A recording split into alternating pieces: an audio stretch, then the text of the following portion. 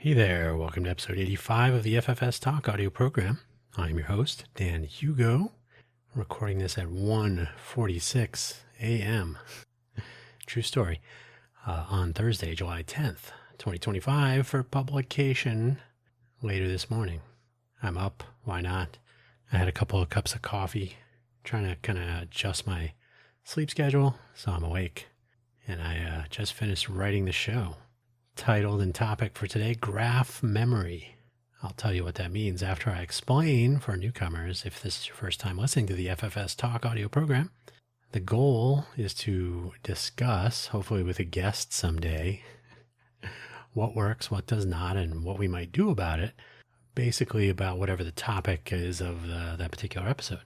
So today I'm going to tell you some ideas, some things about graphs.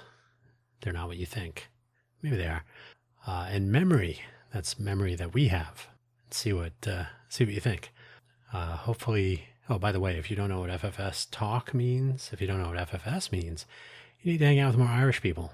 So yeah, what works, what doesn't, and what we might do about it, general theme of this entire audio program. And again, today's episode, graph memory.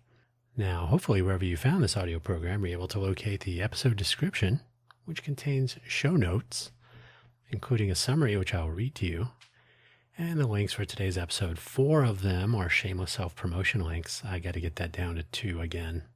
And the 5th link, a Wikipedia link about graph theory. So kind of gave that one away. Spoiler alert. The sooner we get started, the sooner we can end, especially because it's now 1:48 in the morning. So let's get started. A graph is a collection of nodes connected in one or both directions by edges, which is a fancy way of saying we can represent notions and their interconnections and relationships with a graph. What might be nice is if we could help the memory of the masses with graphs, but how soon we forget. Shameless self-promotion links. First pair, buymeacoffee.com.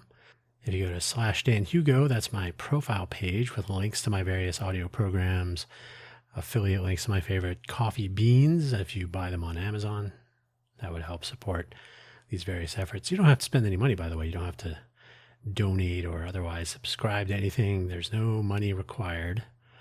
You can also find a link or links to my special program, Buy Me an Update, available on buymeacoffee.com/DanHugo/posts.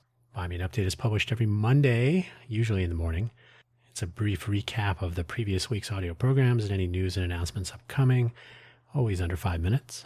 The second pair, Ko-fi.com, ko-fi.com. The hyphen is next to the 0 key on most keyboards. Ko-fi.com/DanHugo. Not as interesting as the Coffee Solo audio program available at ko-fi.com/DanHugo/posts. It is a show without a schedule, without an agenda. Could be anything at any time. I can just leave it there. Listen in if you like. It's available right there on ko-fi.com/DanHugo/posts. And again, no need to spend any money. Free. And finally, that graph theory link on Wikipedia. You can learn all about what graphs are. Many people think a graph is a line on a grid with an X and a Y value of some sort, a stock price, or who knows what. Those are technically called charts or plots. A graph is a different thing if you subscribe to graph theory. You can still call it a graph. Nobody's gonna get angry with you. But if you're getting technical, a graph is something different, which we will talk about today. So first about the summary, which I read to you. The summary is a little terse and jargon rich. What am I saying? We can use graphs and all the tools and methods of graphs to capture and represent relationships between things. An organization or org chart is an example. Note org chart. With nodes for roles, CEO, vice president, whatever, and edges connecting the nodes in a hierarchy. Usually it's kind of a pyramid-looking structure. Probably one node or manager with the connections flowing down to middle managers and actual workers and so on. A flow chart, again a chart, is another example. State diagrams are another example. Or there are other examples, really. State diagrams can take a few different forms. A network of companies and how they are connected supply chains, and so on. The list goes on. And we actually encounter these all the time, and for many types of relationships, from states to causality to communication relationships to any number of other things. So these are not new. I mean, you may not have known that they were all graphs, variations on a theme. If you check out that Wikipedia page, it gives you more information about all those examples and more things we can do with them.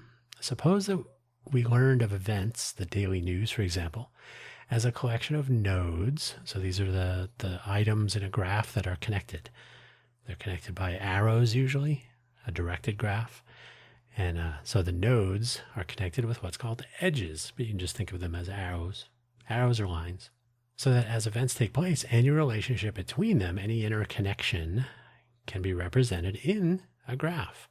Now, graphs can be visualized, of course, but they are actual data structures. So we can also manipulate these data, compute relationships across the graph, count things, measure distances between nodes, shortest paths, all kinds of stuff, all kinds of fun things. You have almost certainly heard the term database. This is one tool. This is one tool we manage. Did I mention it's 1:53 in the morning? This is one tool, a database that we use to manage the data and using it in calculations of various kinds. So the data can be queried, it can be sorted, it can be searched, all kinds of stuff. That's what a query is anyway.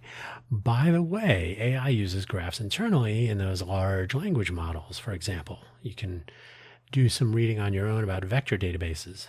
The ability to generate visualizations in various ways is a powerful part of the application of graphs. It is the part that anyone probably actually sees or consumes most often, either as an actual visualization or some form of representation that is easier to consume than a table of numbers. Audio is a possibility, for example, or surface perturbations to feel the data. This might help with visually impaired consumers, or anything's possible. The nice thing is that once you have the graph, the structure, you can make these visualizations. So you don't store information in the graph, you store it in the database. Or, it's pretty much a database.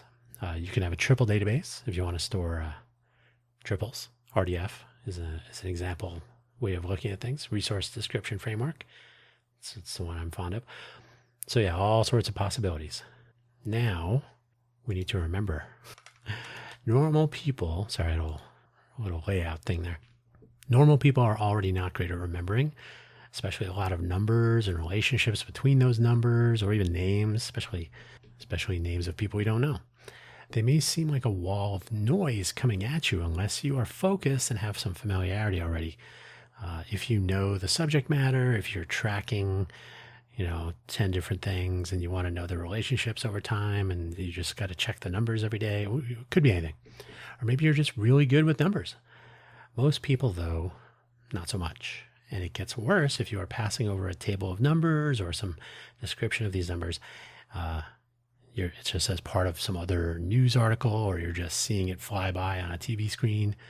TV screen? What is that? Your phone. Or maybe some descriptions of these numbers. Yet worse if it is a YouTuber trying to explain something to you. Look at these numbers. Okay, next. TikTok videos, etc. A visualization can pique interest, or at the very least can offer a presentation that resonates with a viewer or a consumer in general. I am using the term visualization to mean any sort of consumable representation, but a visualization is most common. But again, if you can't see it, then it doesn't really work. So some flexibility in how we consume these things in something other than a table is useful. And that's another reason why graphs are good. Maybe I want to visualize data as an audio file, or I want to make something that I can actually consume if I'm hearing impaired, vision impaired, etc. You never know. So that resonance might linger if we present things in ways that people want to consume and can stick in their minds. Maybe they're visual people, maybe they're audio people. It could be anything. Who knows? Maybe this will lead to some comprehension. This is not a question of intelligence, more a matter of focus and some time spent consuming and digesting this stuff. Not everyone spends sufficient time, and we are pelted with so much at every moment. So who knows? Who knows what's going on? The question, though, is whether there will be memory of this consumption and potential comprehension into the future. If we take our daily news example, an ongoing news story about something that may have occurred days ago, weeks ago, months ago, years ago, who knows? We'll have people, places, things, events, potential outcomes, all related in some way. In most cases, information will be added to our graph over time, though sometimes information will be removed. Maybe a person of interest is no longer a person of interest. Maybe a missing item was located, but there is ongoing investigation, and so on. So over time, the graph can change. Things will be added. Sometimes things will be removed. You should know that something was removed, and that's part of the context of the graph. So it may be physically removed from a visualization, but it's still part of the graph. And it might be that people will remember some context and causality by observing that timeline change over a course of days. Day over day, you can see what changes, make sure you highlight them. Maybe. Then there's practicality. Let's have an actual example that will probably be interesting to watch over the next 2 years or so. Not to get political, but we have all heard about the big, beautiful bill passing through Congress, signed into law on July 4th, 2025. The more unpopular of many unpopular provisions of this new law is the reduction in funding of Medicaid programs due to become apparent in about 2 years' time. According to the opinions of most reporting on this, and sensibly, the reason is to delay this unpopular and potentially dangerous reduction of access to medical resources to those in need until after the midterm elections, and so it might be tucked behind other news in the future. The cause and effect relationship thus faded.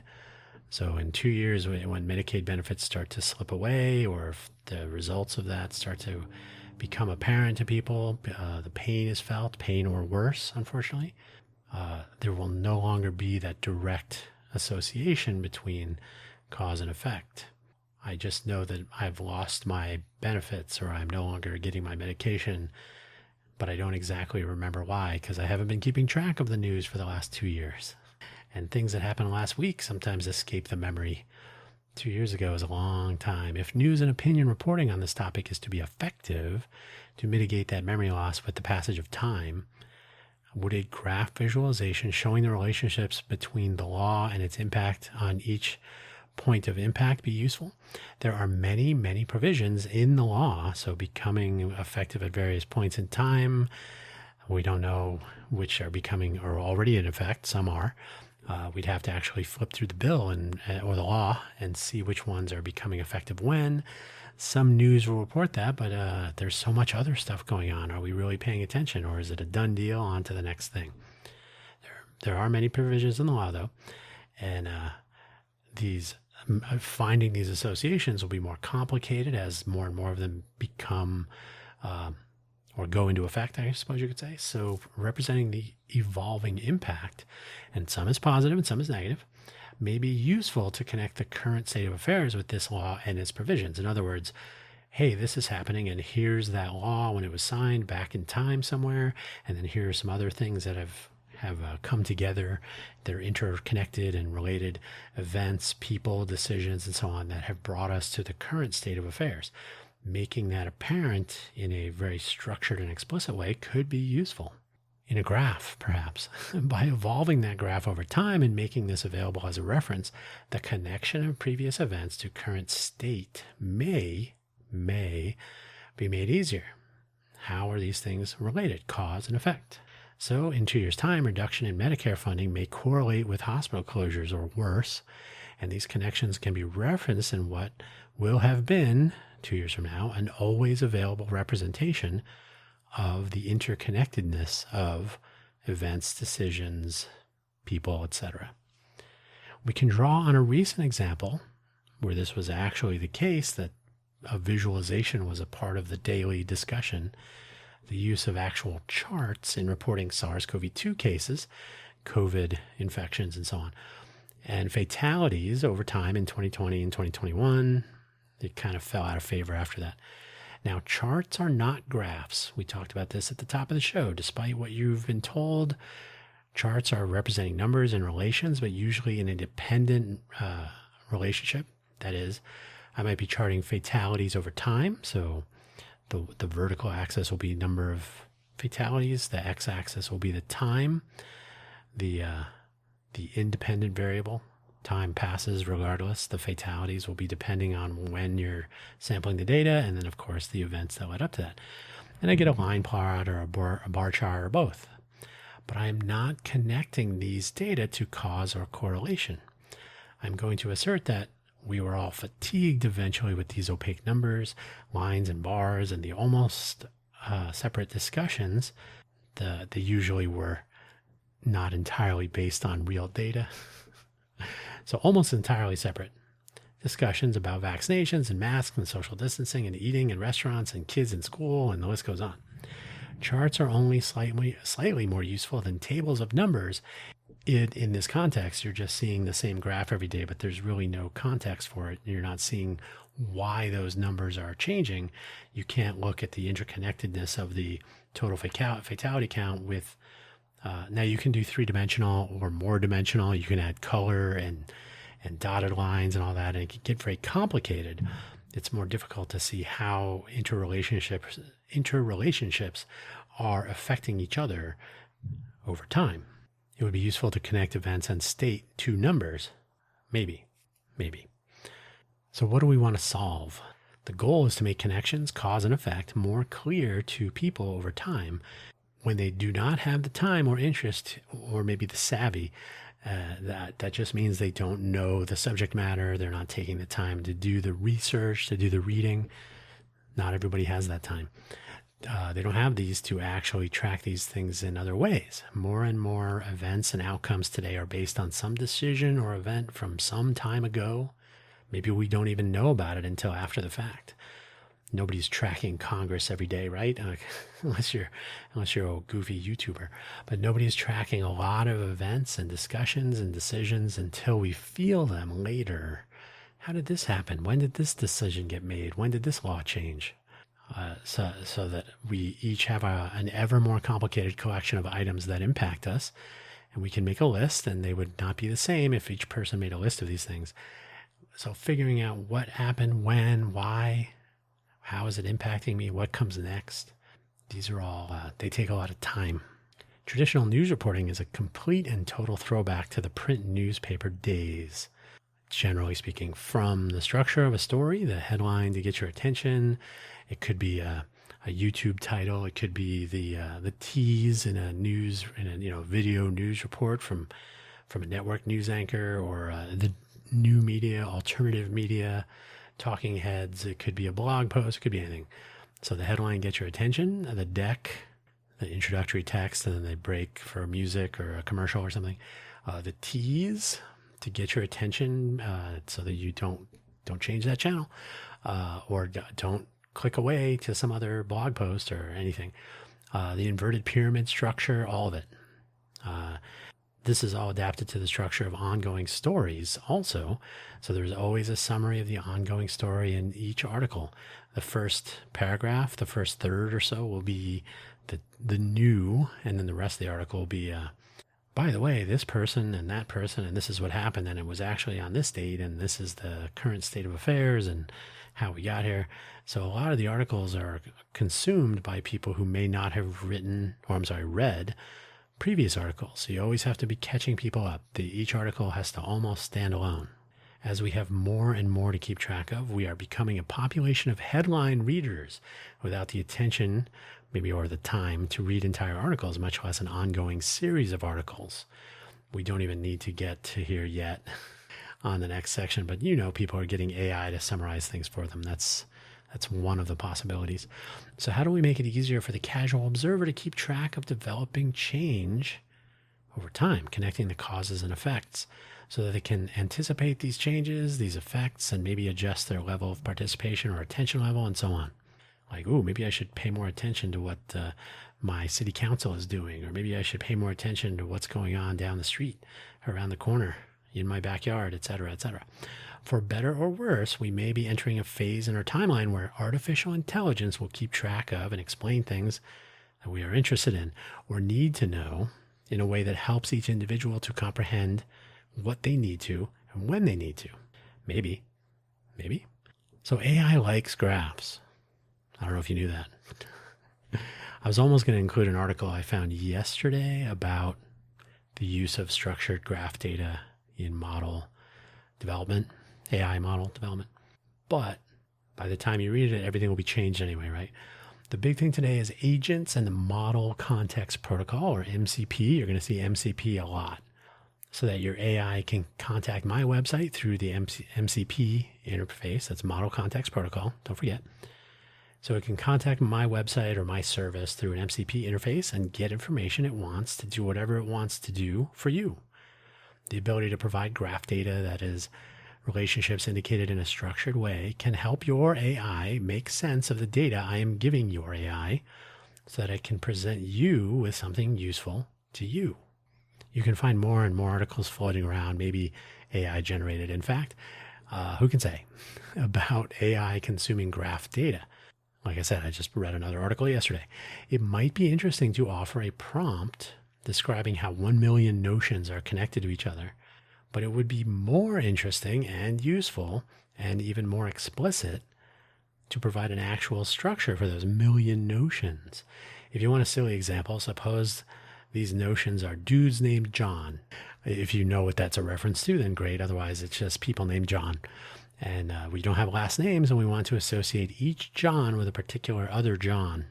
That can be confusing pretty quickly as prose if you're trying to describe in a prompt. There's a John, and then there's another John, and then this other John knows the first John, but not the second John. That would be ridiculous. But in a graph, crystal clear. You can just indicate connections between, they don't even have to be named John. You can assign the names later. Each node has a relationship with other nodes, edges connecting them, and so on. It's a silly example. That don't try that at home. As the graph changes, as more notions, events, individuals, and basically any more stuff happens over time, the graph can reflect that, and that is also useful information for your AI agent to consume via MCP. And this stuff will get more and more interesting over time. MCP might be old news by the time you're listening to this. Could be something we could be on to the next thing. Maybe. So the good news, maybe, is this is all actually happening. Normally, these episodes that you listen to, you've probably listened to many of the past 85 episodes or so of FFS Talk. We talk about what works and what does not. So we compare, hey, here's what works versus what does not work. And then we talk about what we might do to fix that, if fix is the right word. But in this case, there's already some work happening in this area. This is good news. The bad news, some might want to take the easy way out and let their AI tools write content for them. Have you ever seen an AI job description and submitted your AI generated resume to it and then had their AI read? Anyway, you know what I'm saying. AI might be generating news articles. In fact, we know they are. AI is generating a ton of stuff, and some people are getting in trouble for it. Students are turning in homework based on AI that does their homework for them. They used to be called cheating. Now it's just using the tools. Maybe we let other AI read these things, read those articles that are AI generated, and figure out what is what. In my opinion, this is the easy, maybe lazy way out. Like, just give them a million dudes names John and the AI will figure out which one is which. Maybe, maybe not. It's hard to say. My opinion, the really interesting stuff will happen in the medium term, maybe the next year or two, after the next year or two. So maybe then 3 years, two years from now, into the third year, we'll kind of get over some of the hype. The hallucinations will start to really cause trouble. People that have been laid off will start to get rehired as upper management realizes, we're saving money on paychecks, but it's costing us 2-3 times as much in just stuff that doesn't work and stuff we can't figure out. How did this ever work? Who wrote the O? Who created the O? We don't actually know. I think we'll need to see more useful outcomes with better source data and structured information, and we might end up with more tangible advances in a variety of areas by paying attention to those inputs, knowing where we're starting. Now, I don't know if I can interrupt myself here. Most people just use ChatGPT or whatever, and they take the results as though they are, let's use the word gospel. It must be true. It's ChatGPT is telling me this, or Gemini, or Claude, or DeepSeek, or whatever. Pick your favorite. So here's the thing. I proposed this many years ago. If you walk into a doctor's office and you're considering having surgery, especially if you walk into a surgeon's office, then whatever the case, they are going to recommend surgery. You can usually look on the wall of their office. You can see a diploma, hopefully a couple. You can probably look online and see their credentials. You can see that they have a medical license. You can see that they are, so they have their credentials, they have an educational background, they have a history of patients. If they're working in a hospital, they have references there. If they have their own practice, hopefully they have patient references and so on. So you can pretty much figure out who it is that's going to be performing the surgery. You have their background, you know where their education is from. You could deep dive on the quality of their education if you really wanted to. You can also go get a second opinion, a third opinion, right? So we basically have this notion of like, who is this person that I'm going to depend on? And it doesn't have to be a doctor. It could be anybody. You go to a restaurant, you're going to look at the reviews first. You're going to be interested in who the chef is in a more expensive restaurant. So in general, humans have grown accustomed to knowing the who, the how, like who's making my food for me? Who's the chef? Like who, if you're paying a lot of money, if you're going to a fast food restaurant, maybe you're not as concerned with this. But generally speaking, humans have grown accustomed to kind of having some idea, or at least the option of knowing who is telling them stuff, who is their authority, especially if it's going to be life altering, like a surgery or something similar. Now, and this didn't just start yesterday, but over time, we've grown more and more accustomed getting answers from somewhere. Google search results, Bing search results. No, I'm just kidding. No, you're finding stuff on the internet, so you know it must be true, right? That's an old meme. So now I hear this all the time. I typed into ChatGPT, what's the biggest stock change over the last one, and it told me this, and they take that as well. It must be true. Whatever happened to looking for second opinions? Whatever happened to looking at credentials? Where did ChatGPT get that information? Where did Grok get its information? How are they arriving at their conclusions? Are they hallucinating? What are they doing with my question? Is that going back into some secret stash of knowledge that will be used at someone else's answer? Who knows? So whenever I see people depending on this stuff as though it is the absolute truth, I scratch my head and wonder. Now, I think we will see more useful outcomes with better source data and structured information, and we might end up with more tangible advances in a variety of areas by paying attention to those inputs. So we actually see this happening whenever real models are developed on real data. Now, and we're kind of seeing this on coding models. So you're going to see more and more, this model will write perfect code and will help you write your apps, and you don't have to do anything anymore. You don't even have to understand how it works. But you can see some AI is used for radio antenna design or algorithm development, maybe vaccine development, so some medical advances, science, right? So they're taking not words, but they're taking actual data measurements and so on, and they're figuring out what are some things we may not have considered. We can do some classification on data sets and see where things maybe are outliers that shouldn't be, or vice versa. So there's all kinds of cool stuff that is not prose. It's not words that are being analyzed in a large language model, but they're actually pieces of data. And you can do some similar classification, pattern matching, gradient descent, and all the fun buzzwords. And it's not video rendered in an uncanny valley. It's actual results like, here's a better antenna design. Here's a better vaccine possibility. Here's a better brake pad. It could be anything. And it's really just analyzing data in ways that nobody thought of. And some people want to use that to create their homework assignment submissions. Other people are going to use it to develop new cutting edge, whatever it might be. So the question is, will people know when their AI generated whatever is based on better structured information, or will everything seem to be a dull gray and sort of the same blah? Will people remember more if it is presented to them in a useful, consumable way? Consumable?